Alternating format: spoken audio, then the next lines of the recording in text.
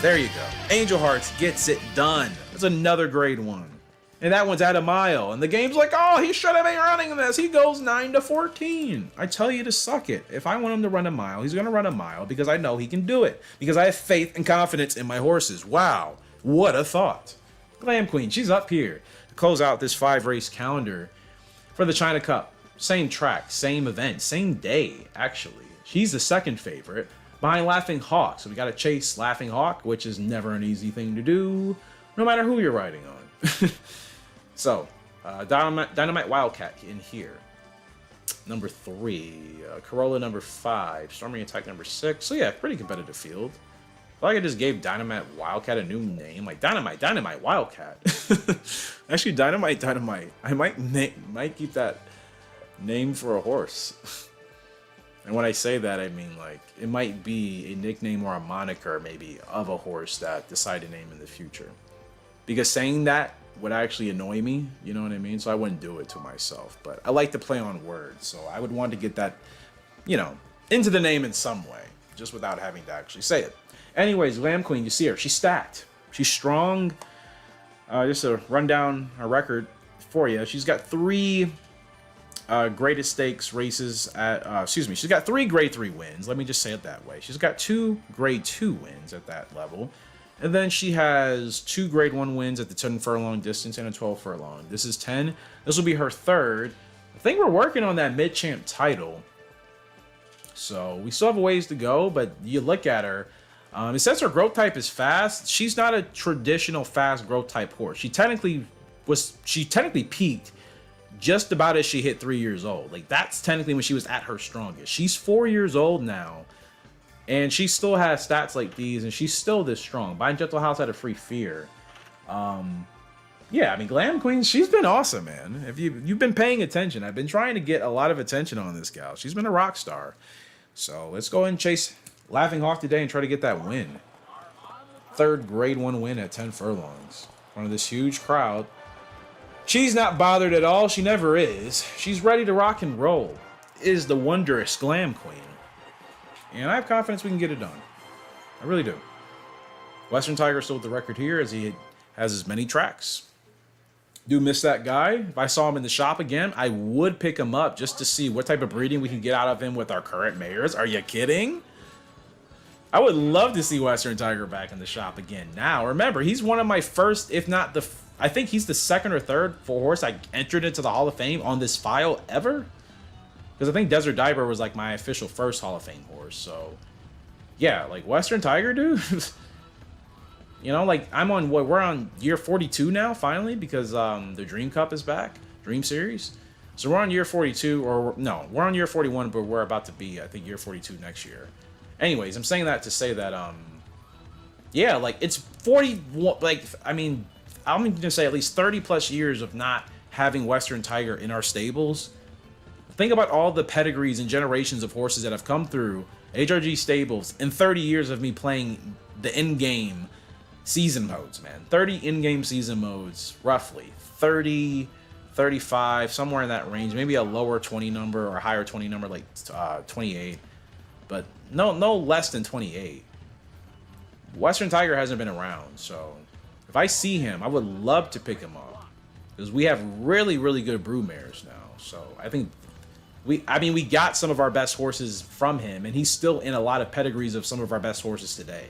But then I have to worry about inbreeding, so that's a whole thing.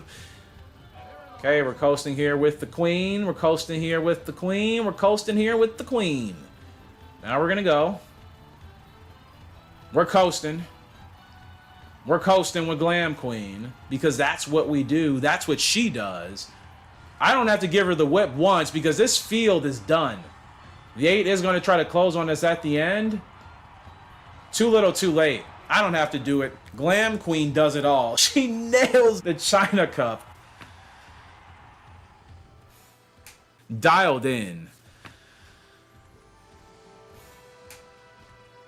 You know, it's funny. The races I don't do well on as far as the results are concerned. I don't know where my horses want to run because the game hasn't told me.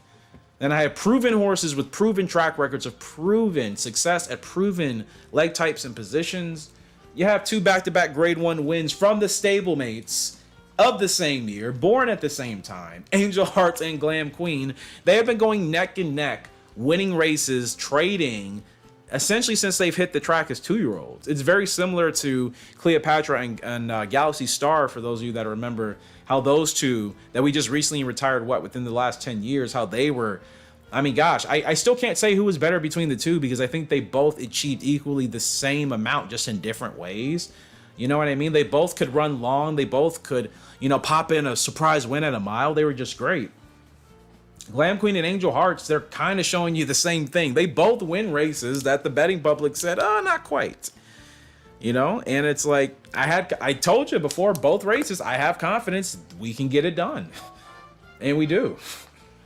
It's just amazing when that actually works and happens that way, because when you know your horses, it makes a difference, man. I think it makes a big difference.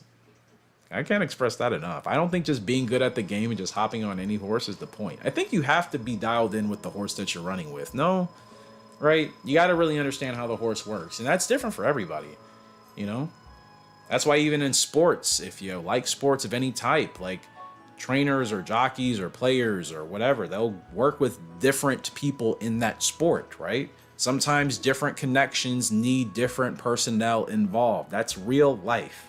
It's no different in a video game, It's really not. Certain things work better for certain players than others. That's why most video games give you a lot of options. You know what I mean? Like, if we were all meant to do things in one isolated fashion, like, that's how that would be. So, as we look at the Gallop World Series scorecard after the second to last, technically it's the second week in December, 2 weeks away from the last week, but regardless. The sprint was never really a contest, because Stately Show and Final Movie are hard to beat if you don't have a true sprinter, and none of my horses on the board are true sprinters. Eastside Band is like the most amazing thing ever, but she's not really a true sprinter. Like, she can run, and she's won at 8 furlongs. I think she's even won at 6, but, it's just not really her thing. She's more so the miler and beyond. That's what she'll dominate. Glam Queen, though, with that win, puts her ahead of Grand Show in the GWS Turf Series. And I don't think she has a GWS Turf title yet. I don't think she does. She definitely does not. So that was that may have actually sealed the championship for her, because I don't think there's another grade 1 at this distance. Keep in mind, I haven't played this file in over a month, so I kind of totally forgot. And I guess that's something I left out of my notes. We have 4 horses in this championship, guys. Look at the board. Whispering Gold down there, Storm Owl, Marksman. And Glam Queen, with that win, puts her ahead of Grand Show. That means she had 18 points, right, prior to that win. So we were in second place. So that was no, gosh, she didn't need the crop at all. Like, she just went. And I would prefer not to. That's what I like about Gallop Racer 2006. We'll be getting into that series very soon. Along with another series, but I'll keep that one a secret. But yeah, like, man. And then in the dirt, I don't think we have anybody, do we? Perfect Time. You're not my horse. I don't think you are. Green Crystal, sitting there with 18 points. Okay. And yeah, we're dominating the Jockey Championship. It's kind of ridiculous, man. I do wish they would have made the AI jockeys a little bit more competitive in a way. Like, Amora's hard until, like, you can beat Amora like everybody else, and then he's not difficult. But there it is, ladies and gentlemen. Glam Queen is your GWS Turf Champion. She gets it done. And she does it. She might win Horse of the Year. Excuse the voice pitch, but I'm excited. She might win Horse of the Year, because she's done so well, man. Her and Angel Hearts both. She doesn't have as many grade 1 wins as him, but like, she's won a lot of races. I haven't dropped a lot with her. You know what I mean? I think that's what's important. So, good race card here today, except for those 2 races. And again, the one race I finished second. I know I'm being probably a little ridiculous with myself, but, I hold myself to a higher standard. I just hate losing certain races I shouldn't lose, but that's kind of working against me with the leg type. But we've been through that. But still, 3 races out of 5 here today ended in a win with a second place, and of course, that last finish there with Little My, that just completely fell off the rails. And speaking of that, before we close out here, we have another 5-race card. I won't be getting to that right now, but that'll be in the next video. A lot of opens and some grade 2s, so probably some younger horses, maybe some tune-ups we got going on there. I was going to say, I thought I lost Little Mike. I keep thinking she's 7. She's only 5. Yeah, what happened there? And the irony that her last race before that ended in a win, so clearly, like, wasn't completely out of the groove, but, yeah, I keep forgetting, she is out of Moon Trapper as well. I love Moon Trapper, and even as great as Formal Opera is, I do wonder, like, she has 6 grade 1 wins, though. Out of 22 races, 13 wins out of 22 starts. 19 finishes in the top 3 out of 22. Like, she's very consistent. But sometimes very consistent is still difficult to win a GWS title in this game when you're competing against really good horses. And this is like the third or... It's ironic that now that the Dream Cup is, you know, the series is coming back in our game next year, finally, Eastside Band will be ready to enter, as well as a lot of our horses that have been winning grade 1s now. So I think we can actually win it, like, this upcoming in-game year. I'm feeling good about it. I won't say we will 100% because it's still tough, but I think we're in a much better position now to actually win out, at least in most of the races that we need to win out in. But yeah, with Glam Queen here, yeah, she's, like I said, very consistent. Again, for like the last 3 or 4 years, that's my point, that we've been racing against some of the best in-game horses, with the exception of some of, like, what I would consider the top, like, 20, like, elite legendary horses that I haven't unlocked or haven't popped up yet. But for the most part, like, I'm running against tough horses in this game. Like, these aren't the slouches, so the fact that she's still able to finish in the top 3 among them, that shows you her status and her worth. I'm just like... And the thing is, I hate that, like, again, I can't even track her previous grade 1s. Only the previous 10 results, because I didn't, you know, I thought there were 6. Clearly, there was only 5. Her last grade 1 win was over a year and a half ago. Look at all these races. I've been trying to get her that last grade 1 win, and she can't do it. I tried the Long Beach Cup. I tried the World Classic. She finished 2nd in both of those races. I tried the Independence. In the February Stakes, she finished 3rd in both of those races. She just can't get it. I would just hate for her to retire without a title. That just feels so undeserving for a horse that, and when I say undeserving, it just feels like she doesn't deserve that type of send-off, considering that she's finished in the top 3 19 out of 22 times. When you put that into actual perspective, that is very good as far as consistency. So it just sucks that, you know, I've struggled to, I don't know what it is. And it's, I don't want to blame it on the leg type, because that's just, I don't want to blame it on that. Feels weird. It's a problem, yes, but, you know, there's still things I need to do that I could be helping myself in some case. If I can run her in the, yeah, I'm going to run her in the Kyoto, man. I got to give her a shot. I still feel like she can do it. She's not really that fast anymore. She peaked at 3 years old. She's 5. She'll be 6, technically, like, you know, in 2 weeks. So, actually, it'll be 3 years past her peak, but she's still got a lot of heart, man. I believe in my horses with a lot of heart. She can still get one more grade 1 out of the bag. I believe in miracles. So I'm not going to give up on her. I refuse. She's only 5, man. I will not give up on her until it's very clear. And somebody would probably say, well, if she hasn't won like her last 7 grade 1s, that should be clear enough, right? Like, no. Sometimes you just... I don't know, man. Sometimes I think people lack patience. You know, sometimes you just gotta wait a little bit longer than you want to. If you're capable. If you're capable. Sometimes I think it's worth the wait. So I'm not gonna give up on her. Little Vixen, I don't even know what to do with you. 9 grade 1 wins or 31 starts. I've just been racing her in opens. On the turf?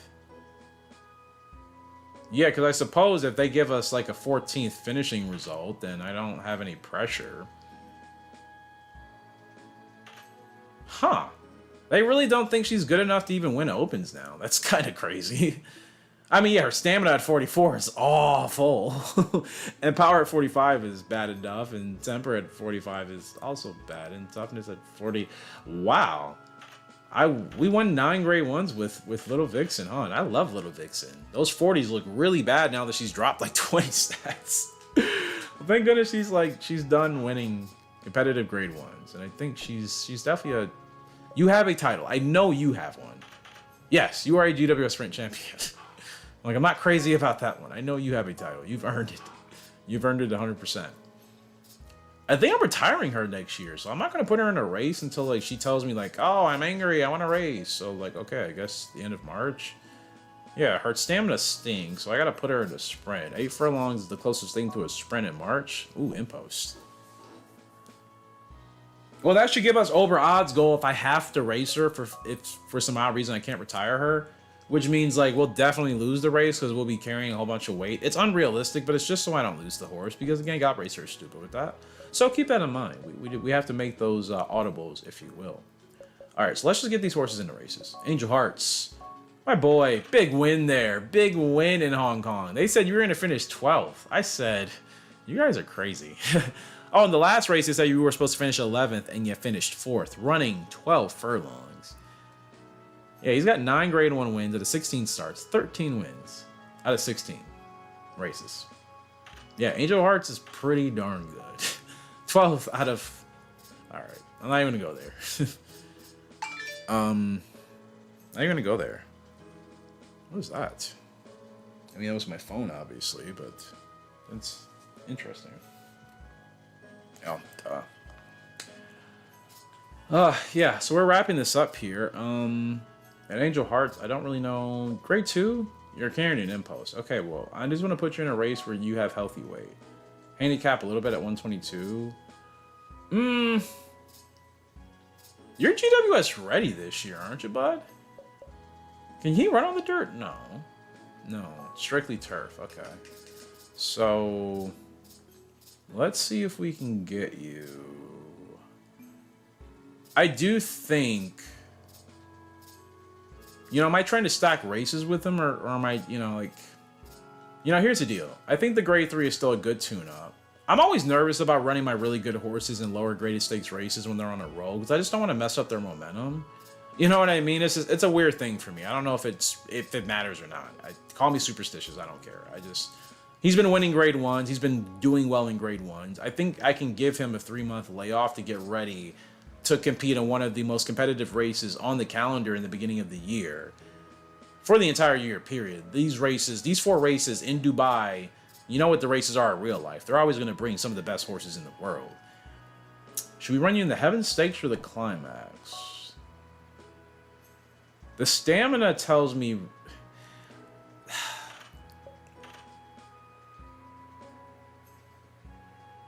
I think he won that so well at 8 furlongs because of his stamina drop.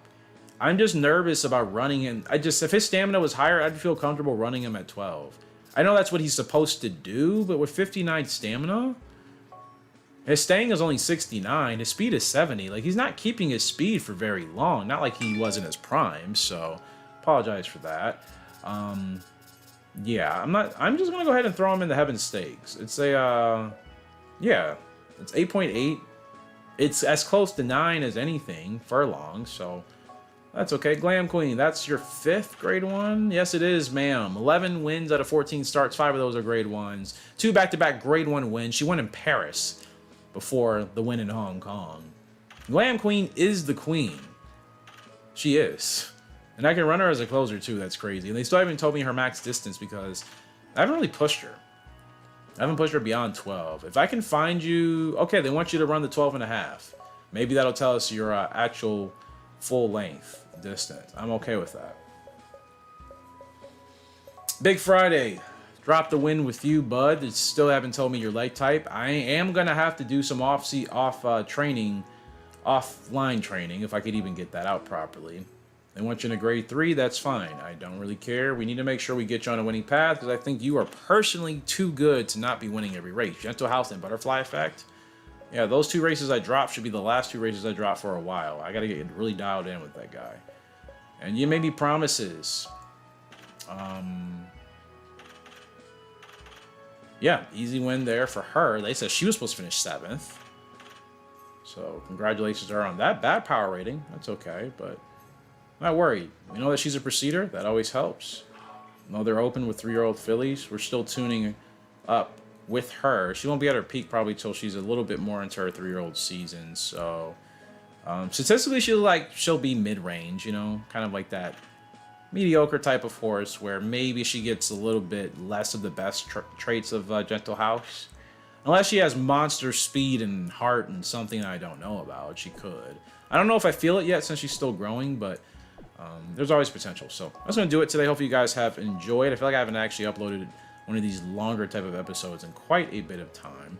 So yeah, we'll try to continue to stay on this path, close out this year strong, and then that's when I will go ahead and update the website, rankings, and all that stuff. I've just been waiting to get through the year because with so many horses, it's not worth updating every single week. I just kind of update it periodically every couple of months just to keep an eye on our main headlining horses that we have that are doing really well that'll be used for breeding, obviously, at some point in the later future, which determines the future generations of horses to enter here at HRG.